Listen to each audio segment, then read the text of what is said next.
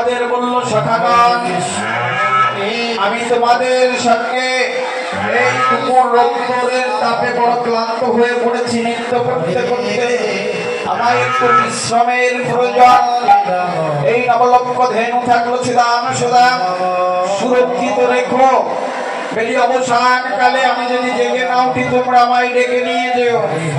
এই বলে কৃষ্ণ ভগবান আমার